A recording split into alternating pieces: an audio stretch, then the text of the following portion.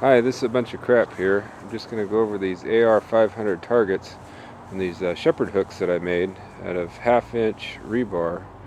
The rebar for the total length of the shepherd hook is 6 feet 4 inches, and these the top bend you see here, right through here, is 9 inches across by 3 inches down, and then by 2 inches off the front lip there. So I just bent these out of a vise, about a 3-pound sledgehammer. So the vise has to be pretty secured and pretty sturdy, but you're able to bend that fairly easily. It definitely was a little bit of an effort. If you try to heat that steel up, or the rebar up, it takes quite a while to heat it up hot enough to to make an easy bend. So that would have been much easier than bending. What did I do? All 8. I think I did eight sticks. So you can get three shepherd's hooks out of a 20-foot stick. So it's a little over. It's 6 feet 4 inches per hook. So they seem to work really well. My only recommendation would be possibly, if you don't want them to actually pivot, sometimes if you're hitting them with a heavier caliber, they'll actually spin all the way around, so you can hit both sides. Every once in a while it'll spin just away from you, so that can be kind of frustrating. So what you could do at the base down here is go ahead and come off with another piece of rebar and bend down about 3 inches or so you can get it to stabilize. Again, you'd have to make sure you had a welder to go ahead and weld something on there. I also made some A-frame out of the same 1/2-inch rebar, and these are the AR-500 12-inch plate there.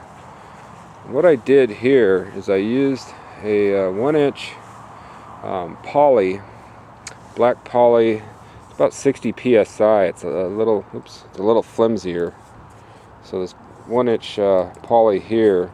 So I bent one side, 10 foot sections or sticks, and I bent them at 4.5 feet each side, and then it's one feet across here. So there's 1 foot across. It's like a 60 psi black poly slid over, and then I went ahead and bent the other side. What I did with the for the actual 12-inch here, I can actually remove it. So I used, let's see if I can get this off here. It's 100. There's some holes here that I drilled in the wrong angle. I have to put this down. This actually slides off much easier if I have two hands. So what I did is I just split the back, as you see here. I got some 3/8 inch galvanized panhead nuts on the inside. If you can, you can see it right there. So those panheads fit in there nice. This is 1.5 inch, 160 psi. So this is much beefier. I figured it'd take the rounds better, as you get a few rounds through this.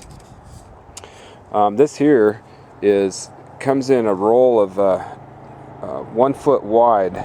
This is 6 inches. It's only about eighth of an inch thick rubber. I bought basically 2 feet of it. I split it in half, so you got the 6 inch, onto your 12-inch plate here. Seems to work really well. It's got a couple of rounds through it that end up closing. The rubber closes itself up. I'd probably recommend like